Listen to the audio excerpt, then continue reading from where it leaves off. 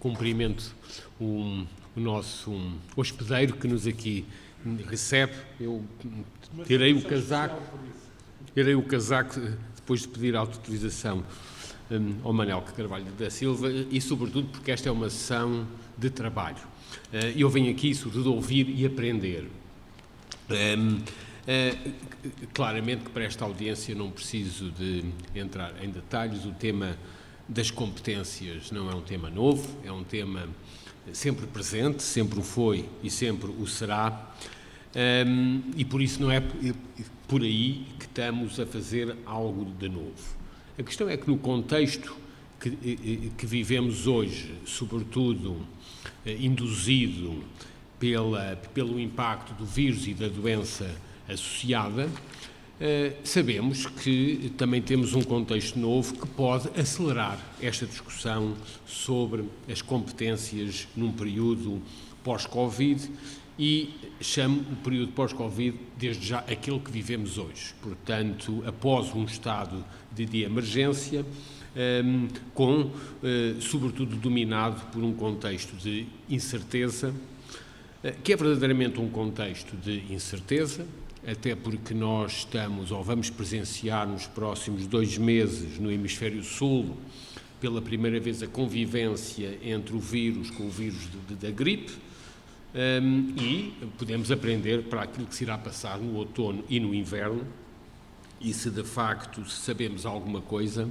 é que não vamos ter uma vacina disponível em termos globais para toda a população menos do que a cerca de 1 ano e meio a 2 anos. E por isso, como é que nos preparamos também para aprendermos com responsabilidade a viver e a conviver com o vírus e, eventualmente, durante o inverno e outono, com a sua convivência com a gripe. E sei que o Colabor, entre outros aspectos, lançou e está já em curso alguns desafios particularmente oportunos em Portugal e em todo o mundo, como, por exemplo, estudar e pensar o impacto que está a ter a adoção do teletrabalho, quer no setor empresarial, quer na administração pública. E parece-me a mim que temos muito que aprender, adequar, adaptar-nos a condições novas de trabalho. Na questão do ensino superior, lançámos este desafio, começámos por lançá-lo à OCDE, que estava, porque tínhamos já acordado entre 4 países europeus de promover em associação com a definição do novo Programa Quadro 2021-2027, uma reflexão sobre a questão das competências. Achámos que era particularmente oportuno usar esta situação única que todos vivemos para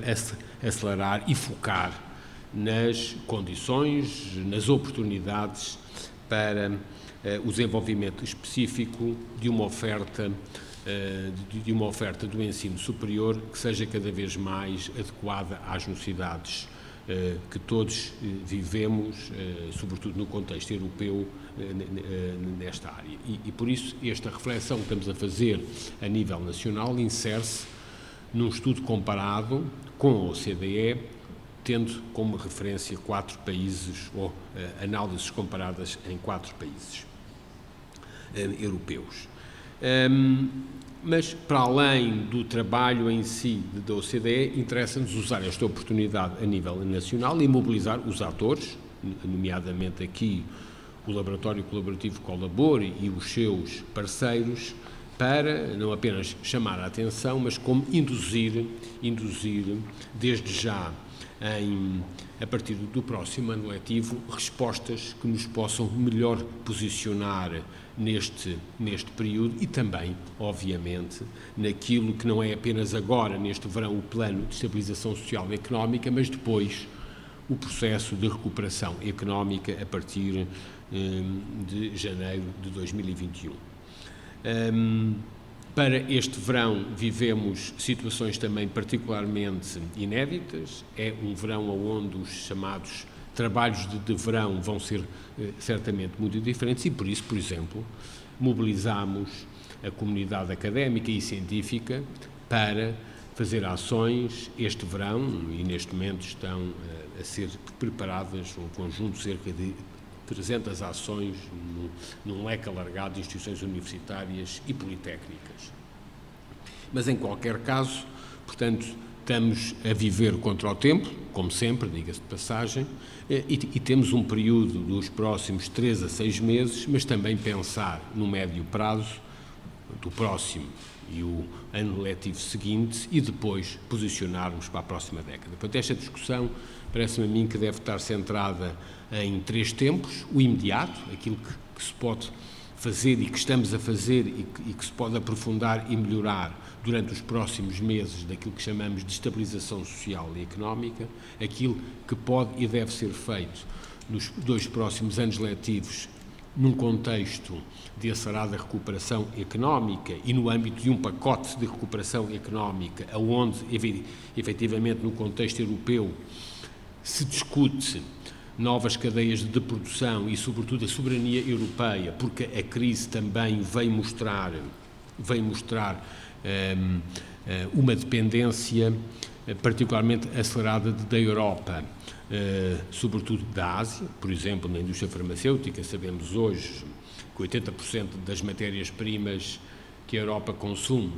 são importadas da Ásia, mas também, e em Portugal temos bem essa experiência, desde os equipamentos de proteção individual aos dispositivos médicos, a dependência exterior à Europa é particularmente grande e, por isso, esta fase é também uma fase e uma oportunidade para um posicionamento de Portugal no contexto europeu. E depois, como sempre, um planeamento, eu diria, a médio e longo prazo, portanto, num quadro de uma década, para poder posicionar Portugal sempre no contexto europeu. Mas, obviamente, esta discussão, para além da análise de temporal, tem necessariamente públicos-alvo. E aqui, como sempre também, as pessoas é que interessam e, portanto, a quem é que nos dirigimos. E parece-me a mim que temos tentado mobilizar este debate em torno, sobretudo, de 3 públicos-alvo. Aqueles que hoje acedem ou podem aceder ao ensino superior, portanto, a população entre 18 e 23 anos, com hoje, e no contexto da próxima década, portanto, particularmente condicionadas pela pressão demográfica que temos. Hoje temos 112 mil jovens com 20 anos em Portugal, pela primeira vez este ano letivo, 50% dos quais a participar no ensino superior, e isto mete-nos um desafio particularmente importante sobre aquilo que se pode fazer desde já na adequação de uma oferta formativa e também no alargamento desta base social. O objetivo que temos, como sabem, é chegar no prazo de uma década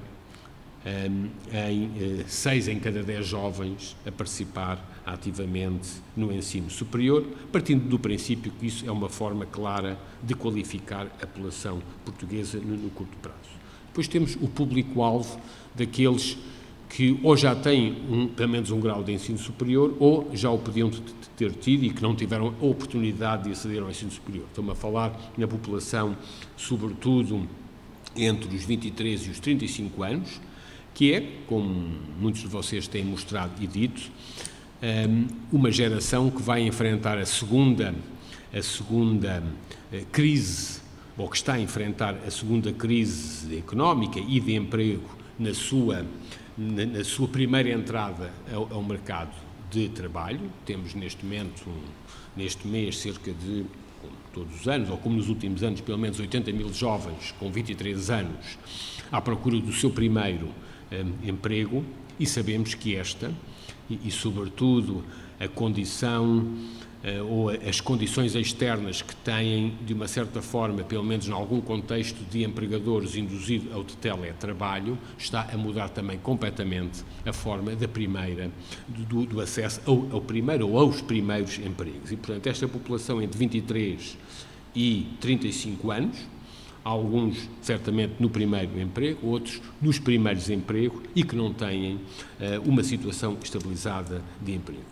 E aí sabemos que em termos médios temos uma participação no ensino superior naturalmente mais baixa, temos cerca de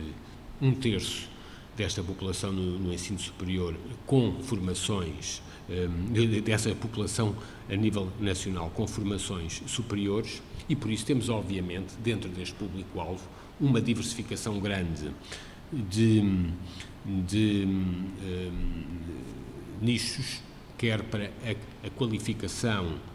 para aprofundar qualificações, quer para a reconversão de qualificações. E depois temos, obviamente, a população entre 35 e 55 anos de idade, para a qual o nível médio de qualificação superior roda os 25% neste momento e que, obviamente, em Portugal, por razões que todos conhecem tão bem como eu, sofre de um déficit de qualificação ao longo da vida. Quando dividimos nestes três públicos, também não podemos esquecer que hoje Portugal, no contexto europeu, é o país que tem a idade média da população estudantil mais jovem. Os últimos dados da OCDE, que tem cerca de 2 anos, mostram bem que a idade média de um estudante em Portugal é 25 anos, que compara com o centro e norte da Europa, particularmente com uma população estudantil particularmente jovem. Por exemplo, na Dinamarca, o país que tem a população estudantil de maior idade, a idade média de um estudante é cerca de 41 anos de idade. Isto tem muito a ver, obviamente, com o trajeto e a prática consolidadas de formação ao longo da vida, sobretudo típica dos países do centro e norte da Europa. Esta, mais uma vez, não é uma discussão nova, mas é uma discussão particularmente oportuna, quando também se pode alinhavar uma estratégia de competências com um posicionamento de Portugal no processo de recuperação económica que temos que nos preparar para os próximos 2 anos. E, por isso, pensar as competências neste processo ou no contexto influenciado pela pandemia que vivemos, parece-me a mim que é particularmente oportuno, não em termos do quadro temporal que estamos e que vamos ter que enfrentar e nos preparar, mas também percebendo os públicos-alvo para esta formação, o que naturalmente só pode ser feito em estreita articulação com empregadores públicos e privados, e aí, por isso, o laboratório colaborativo parece-me que tem a plataforma ideal para discutir este tipo de assuntos, apesar de termos naturalmente estimulado esta discussão dentro das próprias instituições de ensino superior, que são naturalmente responsáveis pela sua formação. E mais ou menos, e mais uma vez, quando olhamos também para a experiência dos últimos, pelo menos 5 anos em Portugal, percebemos que um aspecto importante induzido na relação do ensino superior e da oferta de ensino superior com o mercado de trabalho foi particularmente, quanto a mim, bem conseguido ao nível do ensino politécnico, sobretudo com as formações curtas de âmbito superior não conferência de grau, aquilo que chamamos os TESPs, que hoje trouxeram para o ensino superior cerca de mais 10.000 novos estudantes por ano, dos quais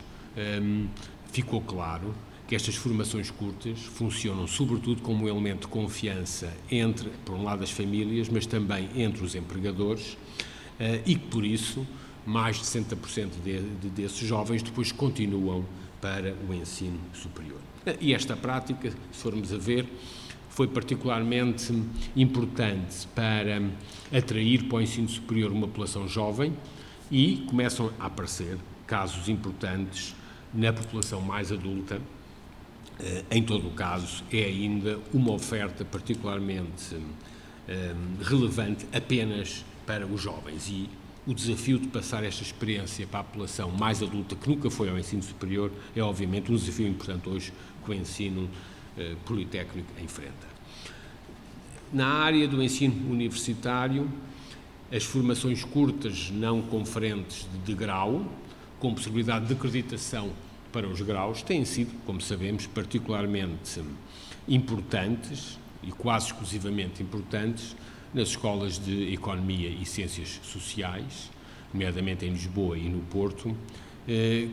onde, obviamente, há uma oferta inovadora em estreita articulação com os empregadores. É uma área que está longe de estar ativa, nomeadamente nas áreas tecnológicas e técnicas, muito em associação, quanto a mim, com uma preservação, eventualmente longa demais, de formações muito longas tradicionais, o que levou, há 2 anos atrás, a darmos um período para o término legislativo daquilo que chamamos os mestrados integrados, de forma a dinamizar formações ou a pós-graduação, ou dinamizar a pós-graduação também nessas áreas, à semelhança de experiências de outros países europeus. Até que ponto é que estas dinâmicas que se geraram durante os últimos anos, quer no ensino politécnico, quer em alguns setores do ensino universitário, podem ser elementos de alavancar novas dinâmicas, sobretudo no contexto de recuperação económica que se adivinha, é uma das questões críticas que eu aqui hoje também gostaria de perceber face àquilo que são certamente as tendências e as vulnerabilidades estratégicas, mas também as respostas emergentes que podem aparecer aos vários níveis, desde a formação inicial à formação pós-graduada, quer na reconversão de competências, quer no aprofundar de novas competências. Naturalmente, associadas a isto, temos uma tendência externa e forte, sobretudo induzida por grandes empregadores, nomeadamente privados, de manter, devido ao contexto em que vivemos, as condições de teletrabalho, e sei que o Colabor também está ou tem estudado esta questão, para além de outros casos específicos, por exemplo, aquilo que se passa também em Portugal, com algumas populações particularmente importantes e relevantes, por exemplo, os 100 mil portugueses idosos que vivem em lares, e, portanto, também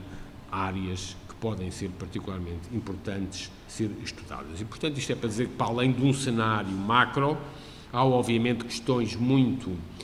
específicas que hoje requerem não apenas estudos, mas uma relação investigação-ação particularmente importante nas áreas das competências. E, por isso, no contexto deste estudo comparado a nível europeu, temos, sobretudo, suscitado este debate, que, para além do debate sempre importante, tenha consequências naquilo que possa ser, quer eventuais, se for necessário, alterações legislativas, mas sobretudo a dinamização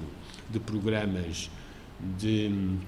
financiamento e apoio que possam ter, naturalmente, consequência na oferta programática a nível das instituições. Mas é um pouco para ouvir e para aprender com a vossa experiência e reflexão que aqui estamos.